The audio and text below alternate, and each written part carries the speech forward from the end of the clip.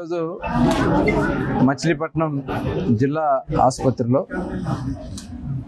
ఈరోజు ఇక్కడ Lawrence nightingale గారి విగ్రహాన్ని ఆవిష్కరణ చేసుకోవడం, అలాగే క్లినికల్ మెడికల్ లెక్చర్ హాల్ కూడా ప్రారంభించుకోవడం జరిగింది.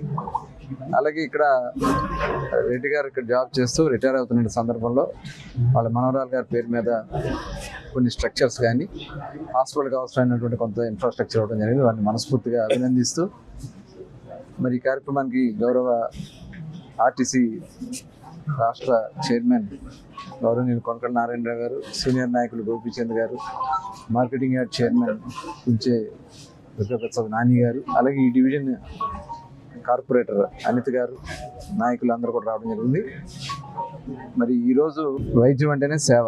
ఈ వైద్య సేవకి తన జీవితాన్ని అంకితం చేసినటువంటి లారెన్స్ నైటింగేల్ అనే బిరుదునివ్వడం, మరి అనేక మందికి సేవ చేసి ఆ స్ఫూర్తిని ఇచ్చినటువంటి వ్యక్తి.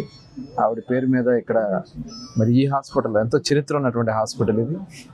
బ్రిటిష్ కాలం నుంచి కూడా ఇది జిల్లా హాస్పిటల్గా పేరు పొందినటువంటి హాస్పిటల్లో ఈరోజు ఇక్కడ ఆ విగ్రహాన్ని ప్రారంభించడం అనేది చాలా స్ఫూర్తిదాయకం, అభినందనీయం. అట్లాగే ఇక్కడ నర్సింగ్ స్కూల్ కూడా ఉంది, నర్సింగ్ కాలేజ్ కూడా ఉంది. ఈ నర్సింగ్ కాలేజ్లో కూడా మరి స్టూడెంట్స్ దాదాపు 200 మంది స్టూడెంట్స్ ఉన్నారు. వారికి కూడా ఒక స్ఫూర్తిని ఇవ్వడం జరుగుతుంది. మరి అదేవిధంగా భవిష్యత్తులో ఆల్రెడీ ఇక్కడ మెడికల్ కాలేజ్కి జరుగుతూ ఉంది. ఆ మెడికల్ కాలేజ్ కూడా అక్కడ హాస్పిటల్కి మరి గత ప్రభుత్వం దాన్ని నిర్లక్ష్యం చేశారు.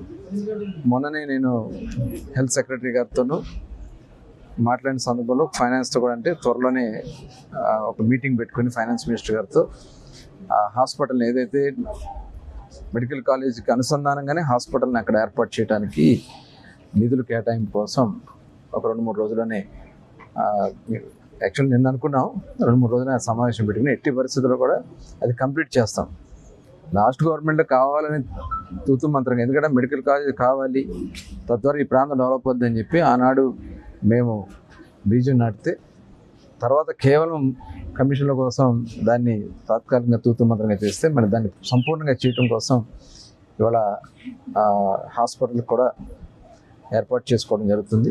తప్పకుండా భవిష్యత్తులో మచిలీపట్నం మరి డిస్ట్రిక్ట్ హెడ్ క్వార్టర్గానే కాకుండా ఈ తీర ప్రాంతంలోనే ఒక ప్రముఖమైనటువంటి కేంద్రంగా వైద్యపరంగా కూడా దీన్ని తీర్చిదిద్దడానికి కావాల్సినటువంటి అన్ని అవకాశాలను కూడా సద్వినియోగం చేసుకుంటామని చెప్పి తెలియజేస్తూ ఈ కార్యక్రమంలో పాల్గొన్న ప్రతి ఒక్కరిని కూడా మనస్ఫూర్తిగా అభినందిస్తాం. డాక్టర్ల కొరత ఉంది. మెడికల్ కాలేజ్ వస్తే ఆటోమేటిక్గా డాక్టర్ వాళ్ళు తీరద్దు అనుకున్నాం. కొద్దిగా క్యాజువాలిటీలో డాక్టర్స్ తక్కువ ఉన్నారని చెప్పి, మెడికల్ ఆఫీసర్స్ తక్కువ ఉన్నారని చెప్తా ఉన్నారు. తప్పకుండా దాన్ని ఎలా పరిష్కారం చేయాలో హెల్త్ మినిస్టర్ గారితో కూడా మాట్లాడి అట్లాగే దీన్ని తప్పకుండా మంచి హాస్పిటల్గా తీర్చిదిద్దాం.